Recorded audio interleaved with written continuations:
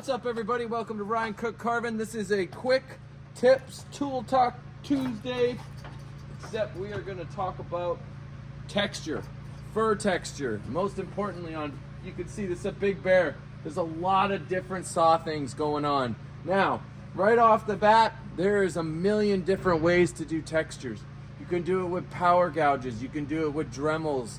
You can do it with burrs, bits, Arbortech tools, like with anything. But what I prefer mostly is my chainsaw. And I've always been heavily inspired by carvers to do deep texture. If you look at my bears, they're a lot of the time, you know, really deep, really pushed in, really set in, you know, really kind of trying to create a contrast, which is light and shadow, and really trying to make that look awesome. But there's new styles out now, and I'm heavily inspired by a lot of different people these days, and I'm always trying new things, and that's the fun part about it. And in this video, we're going to talk about some new techniques, new tricks, and we're going to just kind of go with like what we know, and we'll just talk about furring and movement on the fur.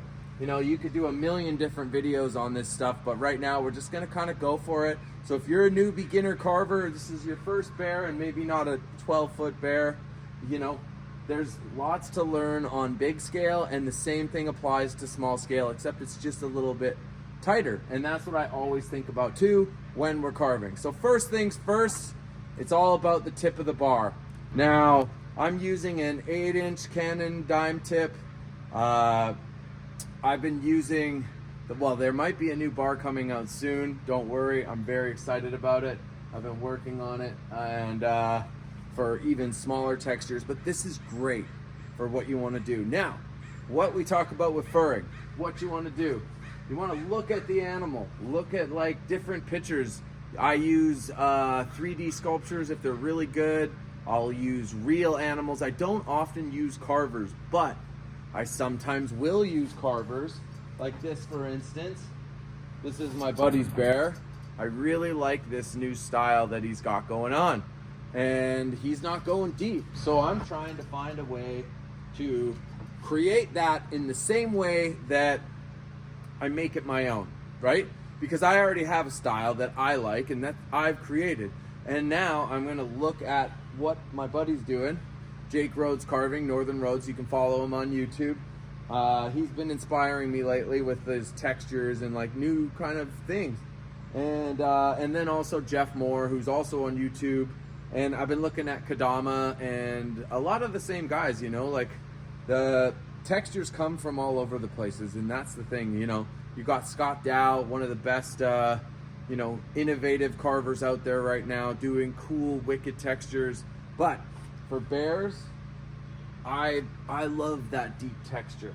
And so what we're gonna do is we're gonna talk about how to do it. Now, for me, I like to use the tip of my bar, and what I'm finding, as you just saw at the beginning, was a new style of pulling. So we're gonna go with what I've done before, and that's using the tip. So when you're carving, if this is your first time, get to know this part of the bar. This is a great way for you to pull down.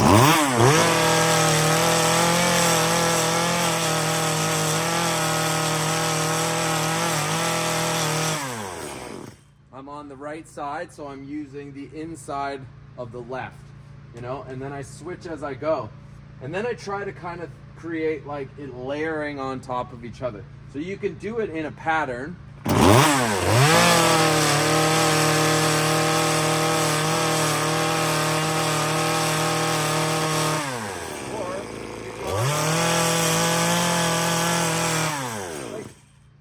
Realistically, with these patterns and with texture and furring and whatever you're doing, it's about being consistent. Consistency is the key, you know? Like, you don't want to see a big choppy line change or like a big saw mark like that there. You got something where it's like a saw mark and it doesn't look natural, or it doesn't look consistent to what you're already working on. That to me is where I find that, you know, that's the kind of changes you want to make. If you don't have a carving bar and you've never used one, 12-inch dime tip, that's my favorite to start with. 8-inch dime tip's my favorite for detailing, and then also what might be coming out soon will be even better for like ultra fine detail. And this is Canon bars. These are the ones I use. This is the Echo 2511 501P on quarter pitch chain. I really like the way that this saw is for details. I love it. It's light. This is my go-to detail saw. So moving on up to here, you see all this neck fur, and the way that I patterned it is that I'm looking for layers, right? You're looking at it and you go, okay, I can do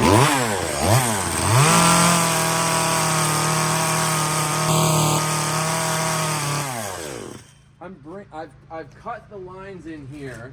Like I imagine where the fur pattern is gonna be, right? His neck is fat and there's lots of movement, so his head's turned. You wanna have the layers, right? So what I'll do is I'll kind of carve it, and then I'll cut a line in, and I'll cut a line in, and then where I cut the shoulder, and I'm gonna cut that in, and then I begin to shape it in. So I'm using now the bottom of the bar to kind of shape it in first, and then start to run the saw from here to here down into this next part.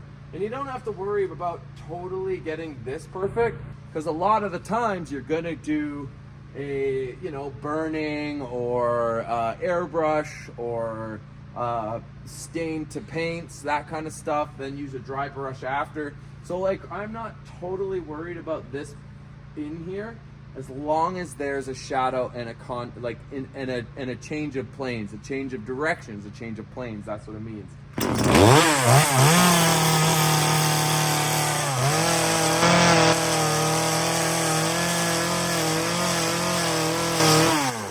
See, you just kind of make it work so it all looks like it flows. Because you can think about it, the way that animals' hair are, or fur, is that they flow together, just like the shirt and just like the wrinkles. Everything's kind of flowing. So when you're at that point, I like to make it so it's kind of like a rolling feel. I'm rolling it, creating like that fat like chunk instead of just a square straight neck. You cut in some lines, and yeah, at first it might be scary, but once you start shaping it in and creating this like extra chunk of fat here, you think about the way that the skin folds on it. The way that it actually works is, you know, the best way to approach doing fur and doing this. And the way I was taught, and the way I, you know, encourage you to, if you're just getting started, is look at the bones, then look at the muscles, then look at like how the skin's gonna sit on the muscles, and then now that say you're looking at a bear, you've studied the bear, you see how the muscles are folding over, you know, like this is the shoulder blade, pectoral, you've got your neck muscles, the big neck neck muscle that comes down and connects into the shoulder, same one we've got, you know, you think about those, and then there's gonna be changes, and that's where you can kind of go, okay, well, this is where the shoulder is gonna be. You got the bicep, the tricep, the forearm, and then you start thinking about how I can lay the fur on it. So when you're carving it, you know, it doesn't hurt to draw the muscles out so you know where they are, and then leave it a little bulky like I have, and then I can start to shape it in. So one of the new techniques in this video that I'm starting to do, because this is one thing I always do, is try to figure out what's new, what can you do differently, and then what maybe hasn't been done, you know? Like I look at people all over the world, like I've said in videos, is I study what they maybe did there on that particular cut. So yeah, you can look at carvers for maybe some style points, but you never want to change it, or you never want to copy a carver's, like, you know, a bear. Like if you look at my bear's already messed up because I have already messed up proportions, head, you name it. It's not a realist, like it's not a real bear, because a real bear is, you know, a real picture. So you look at the real pictures and then look at how like the fur sits on it. Everything's resting, right? Gravity's pulling things down. So I've started to think, okay, what are these carvers doing differently that I may not have done before? So yes, is it risky to try it on a 12 foot or 11.5 foot bear? To try to like find a new style? Yes. maybe start at the back because you can always come back to it. Yeah. Yeah. But I was just like trying to look at kind of what Jeff and Jake do, what some of the, like, you know, guys like Shay Larking does, and all these new carvers, like not new carvers, but just Jeff's not new. He's been carving a long time. Very inspirational for changing, you know, paths, and everybody has their own styles. So, you know, mine has always been, I was heavily inspired by Ken Packey, Tommy Craig, Simon O'Rourke, Chris Fultz, you know, Bob King, Danzig, so many guys, so many great guys, girls, you know, Angie, awesome carvers nowadays. There's so many great carvers out there, so there's no lack of inspiration. But I was always heavily into fur, texture, deep, you know, and now kind of that style is a little more clean. That's kind of the more refined look that it tends to be the trend right now. So I'm trying to figure out how to keep my style with these big, like, deep lines, and then at the same time, you know, finding what works, finding what might be different than what I've done, because a lot of times I'm digging in like this and like really ripping it down. You can see it here where it's kind of like I've done that. But then I was just kind of like looking at the pictures of what he's done and some other carvers and then the fur of the animal. And I was like, oh, okay, well, why don't I try this?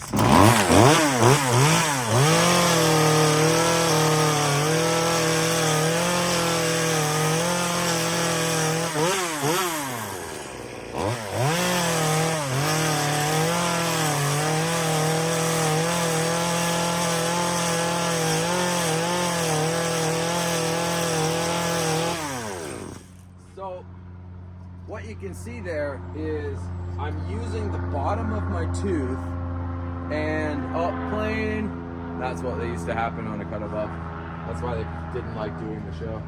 Well, one of the things. So like I'm dragging my tooth, and I'm not dragging it so it digs in. There's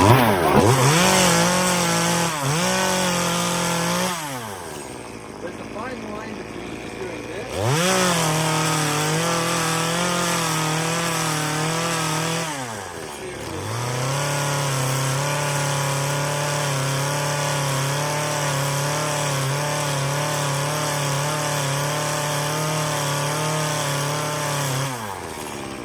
What I've got is a lot of pressure here in my hand, kind of pushing my hands forward and dragging, because you can see it's kind of easy to get into like a line where this is straight down. I'm trying to kind of give it the pressure to where I'm pulling it down.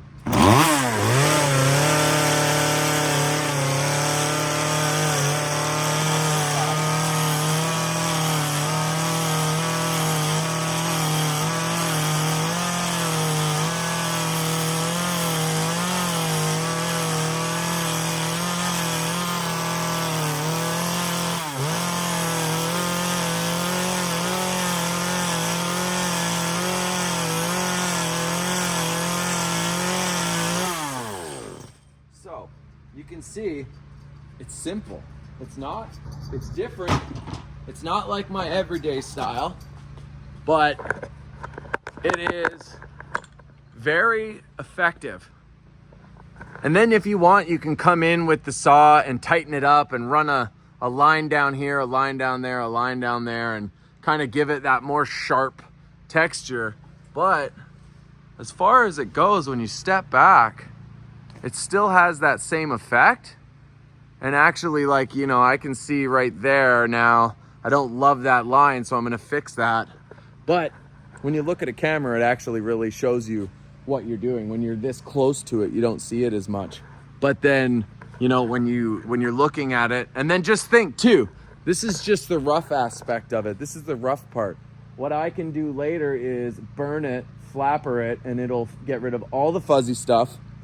And then if I wanted, I could come in with like a stain, maybe like a cedar stain, stain it, and then do like a dark, I'll probably use like a dark red oak stain and then start to spray in some nice colors. And then once I have it like completely stained and it's still wet, I'll come on with some dry brushing, and I'll do some videos on that. I'll encourage Jake to do some dry brushing videos. He's a master at that stuff. I'm just learning how to do it. But that really punches out your colors and showcases the way your piece is going to go. So, you know, you can see there's so many different styles of texture already. You know, it's all saw work. I'm running with the lines, trying to make it work. Boom, boom, boom, boom. And then going with the way that these things go. Like, these are the kind of references I use. You know, see, like, this is pretty cool. I like that. That you can accomplish with a chainsaw. So I like the way that looks. I like how the fur goes. It goes in S's kind of. I love lines. And then here's a good reference. This isn't true to form, but I like this because I can see where cheekbones are, snout, you know, pectoral down into the rib cage, bicep, tricep, everything there. And then I've got like a 3D image kind of layered on top of it. And then I have my real images where I see like these types of furring. It's the way that it's kind of look different. So you have many different options. You know, this is wet. Looks like it's kind of triangles coming in. And same with here. You know, it's pulling back this way. And then same with this one, it's kind of pulling in. Even though that's not real, you ought to keep that in mind, that it's not true to an actual picture of a bear where you can see like there's a concave in here. Except I have the concave, you know, protruding out like this one. I'd have the opposite of what the reality is. So, you know, you got to find, you find what works for you, and just look at references as just little inspirational things, you know? Pete Ryan always told me when we were doing Carver Kings and Saw Dogs, look at the picture. And I would look at pictures, and finally about 4 or 5 years in, I started to see the pictures. And what I mean by that is I started to see that this was up higher and there was a directional change here. And I would start to look at pictures in a different way. Look at shadows, look at the way the angles go. So you know if the angles are going one way, you know, you can see that that's the way it's going to be. And because these pictures don't lie, this is the actual animal. Here's a kind of a good reference to like muscle and stuff. So this is kind of what I think about when I'm furring, when I'm approaching furring on big bears and big animals. So hopefully this little rant's helped you. This is the kind of stuff that I'm going to be doing now. A lot of tutorial stuff. My name's Ryan Cook. If this video helped you, subscribe, like, give it a thing, whatever it is nowadays. And feel free to share it with your friends. And if you got good ideas and you want to, you know, if you want to leave them in the comments, please do. Like, make it a conversation. Nothing is ever perfect, you know? Nothing's ever right. Nothing's ever done perfectly. So you can just have fun. You can explore different ways to make textures. And then you're going to find something one day when you don't even mean to. Like just here, I'd never done that. And it was hard. So there is I could feel that it wanted to pull a certain direction.